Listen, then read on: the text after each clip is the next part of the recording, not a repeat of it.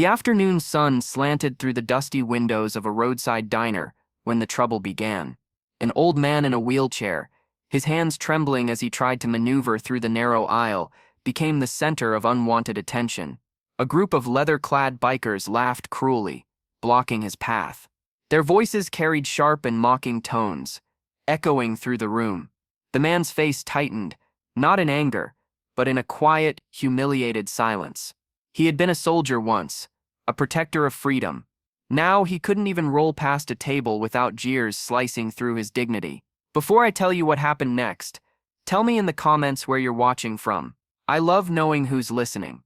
He whispered to himself, steadying his heart. Don't give them the satisfaction. His legs hadn't moved in years, the result of an explosion in a forgotten war zone. Yet his spirit had never been crushed.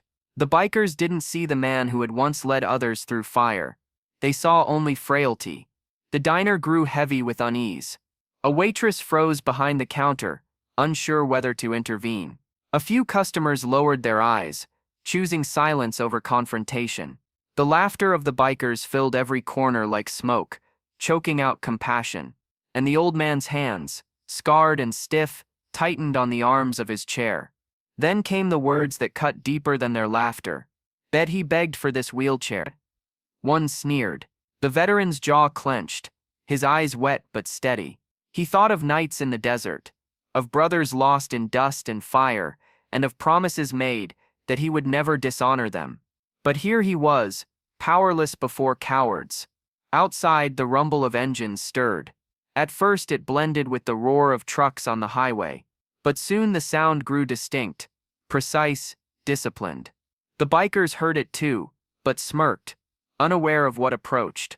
The diner door swung open. A chill swept inside, though it was summer heat outside. Men in uniform stepped in.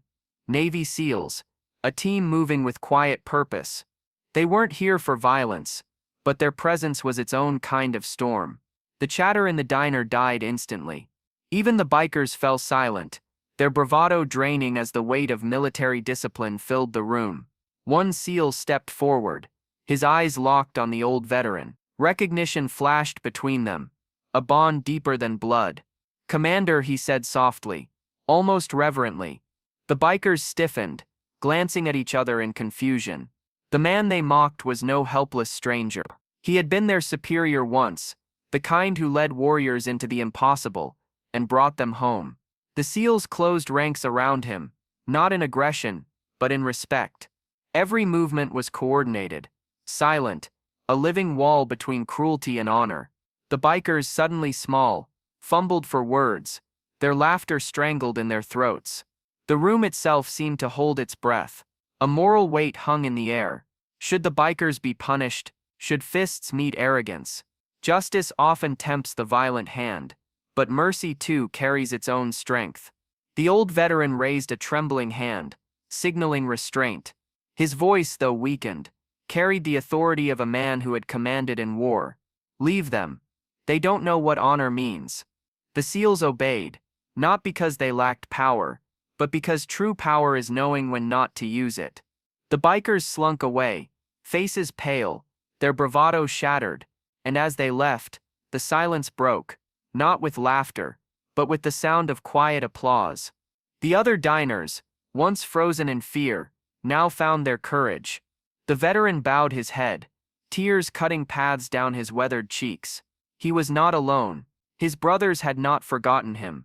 His sacrifice still meant something. Because kindness doesn't vanish. It waits, and it finds its way back. And so in that small diner on a sunlit highway, the man who thought himself invisible was seen again, not as broken, but as whole. The dust in the air caught the light, and for a moment it looked like the past saluted the present. If this story moved you, share your thoughts below, and if you believe respect and kindness should never fade, make sure to subscribe, because more stories like this are waiting to be told.